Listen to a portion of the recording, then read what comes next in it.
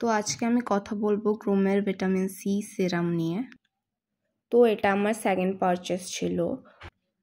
তো ফার্স্ট পারচেসে হয়েছিল কি, আমি জিনিসটা কেনার পরে 1 মাস ব্যবহার করতে না করতেই সেটা আমি ট্রাভেল করার সময় হারিয়ে ফেলি। সো একটা জিনিস আমি পুরোপুরি ইউজ না করে তো আমি বলতে পারি না জিনিসটা কেমন। তো এটার জন্য আমি দ্বিতীয়বার এটা কিনি। এটা আমি কিনেছি অনেক দিন হয়েছে অ্যান্ড আমি অনেকটা ইউজ করেছি, বাট রেজাল্ট শূন্য। মানে এটা কোনো কাজেরই না। এটা কি আদৌ সিরাম না পানি আমি এখনও বুঝতেছি না। মানে লিটারালি ইউ ক্যান সি, আমি এই বোতলটা অলমোস্ট 6 মাস হয়েছে খুলে ফেলেছি। মানে আমি রেগুলার ইউজ করিনি, আমি রেগুলার ইউজ করেও দেখেছি, না ইউজ করেও দেখেছি, বাট এটা এখনও হলুদ হয়নি। অ্যান্ড ভিটামিন সি সিরাম খোলার কয়েক মাস মধ্যে হালকা হালকা হলুদ হলুদ ভাব আসে, অ্যান্ড এটা দেওয়ার পরেও কোনো কাজ হয় না। সো আমি এটা কাউকে কিনতে সাজেস্ট করবো না। I don't think it worth your মানি।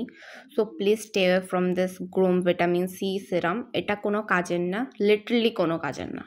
তো এটার টেক্সচারটা একদম পানির মতো না, এটা স্কিনে ইউজ করার পর কোনো রিয়্যাক্ট হয় না কিছু, এটা কোনো কাজের না। সো কেউ যদি এটা কেনার কথা চিন্তা করে থাকো, আই উড সাজেস্ট এর থেকে কম দামে অনেক সিরাম আছে, সেগুলো ট্রাই করতে পারি। থেকে বেটার হবে যে তুমি একটু দাম বেশি দিয়ে একটা ভালো সিরাম কেনো, কারণ এটা আমার কাছে কোনো কাজের মনে হয়নি। আমি এর থেকে কম দামি সিরামও ইউজ করেছি, বাট এটা পুরা ইউজলেস।